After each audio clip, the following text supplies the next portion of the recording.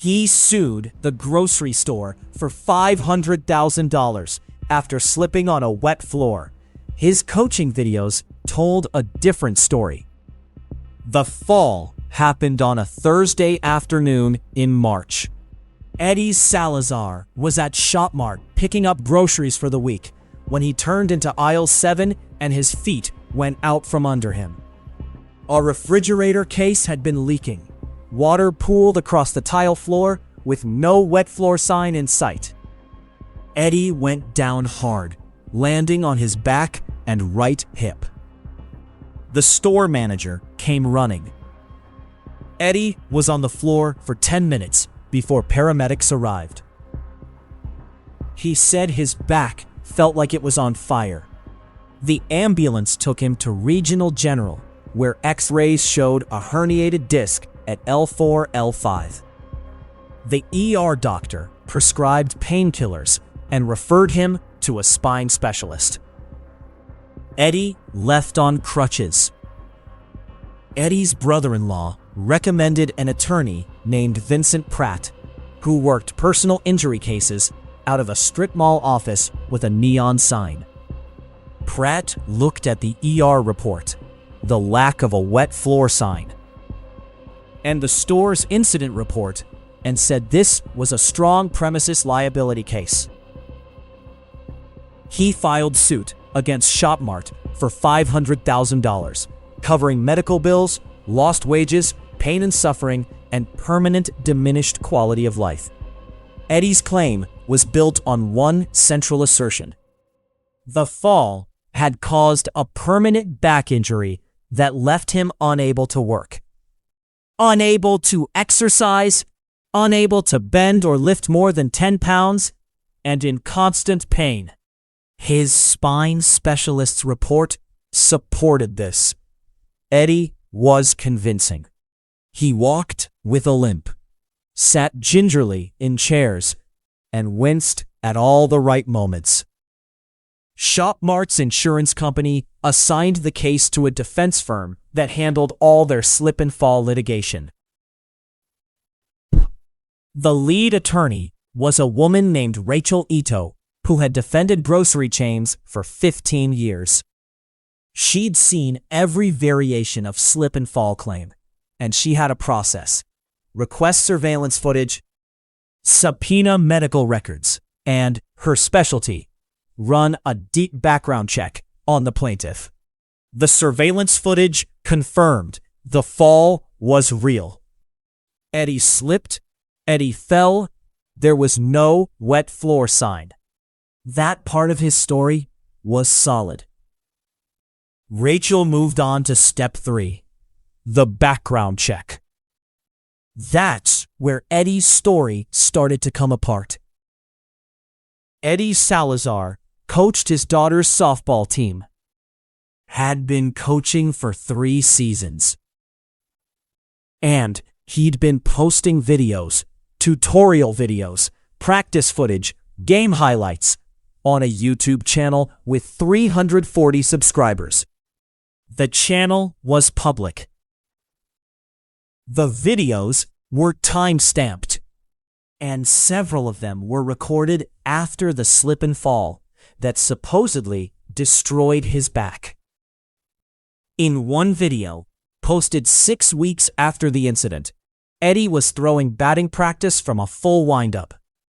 In another, he was demonstrating fielding technique, bending, squatting, scooping ground balls. In a third, he was carrying an equipment bag that clearly weighed more than 10 pounds across a parking lot. He moved like a man with no back problems whatsoever. Rachel's paralegal downloaded every video from the channel and cataloged them by date.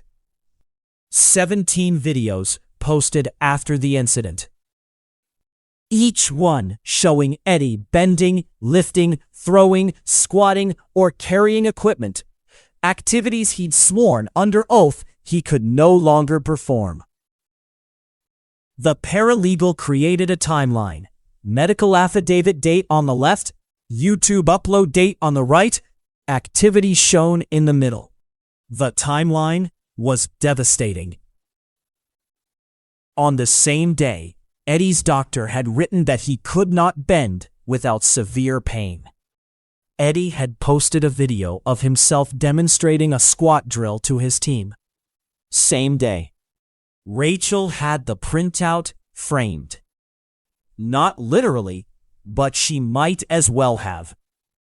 Rachel deposed Eddie 3 months into the case. She started gently, walked him through the accident, his symptoms, his limitations. She asked him to describe his daily pain level. He said 7 out of 10 every day. She asked if he could bend to touch his toes. He said no, not since the fall. She asked if he could throw a ball. He said the motion caused shooting pain. She asked if he could squat. He said absolutely not. She let each answer hang in the air. She didn't challenge a single one. She just wrote them down carefully, making sure the court reporter got every word. Eddie's attorney, Pratt, looked pleased. Eddie looked confident. Neither of them knew about the YouTube channel yet. 2 weeks after the deposition, Rachel filed a supplemental motion with attached exhibits. 17 video screenshots with timestamps, each one paired with a quote from Eddie's deposition. "I cannot bend to touch my toes," next to a photo of him in a deep squat. "Throwing a ball causes shooting pain," next to him in a full windup. "I cannot lift more than 10 pounds, next to him carrying a 60-pound equipment bag across a parking lot. Vincent Pratt called Eddie that evening. The conversation, according to court filings, was brief. Pratt asked Eddie if there was anything he'd like to tell him about his physical activities since the accident. Eddie was quiet for a long time. The hearing was short. Judge Watkins reviewed the exhibits, compared them to the deposition testimony, and didn't mince words. He said Eddie had committed fraud upon the court. He dismissed the case with prejudice, sanctioned Eddie personally for $12,000, and referred the matter to the district attorney's office for potential perjury charges. He also referred Vincent Pratt to the state bar for failing to verify his client's claims. Eddie sat in the courtroom and stared at the table.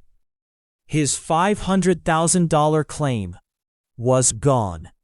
He now owed $12,000 in sanctions, plus ShopMart's legal fees, another $23,000. His back, for what it's worth, was probably somewhat injured. But nobody would ever believe that now. Eddie made his YouTube channel private the day after the hearing. It didn't matter. Rachel had downloaded everything. The DA's office investigated, but ultimately declined to prosecute, saying the civil sanctions were sufficient. Eddie's daughter's softball team got a new coach the following season. He told the other parents he was dealing with some personal stuff. Nobody asked follow-up questions. Eddie still has back problems. The herniated disc was real. The fall at ShopMart actually did hurt him. But the $500,000 claim, the permanent disability story, the can't bend, can't lift testimony, that was theater. And the softball videos proved it. He could have filed an honest claim for his real medical bills, maybe $40,000, and probably would have won. Instead, he got greedy, got caught, and owes $35,000 to the people he lied to. The wet floor was real. The injury was real. The lie was the part that cost him everything. For more stories like this one, visit sued4.com.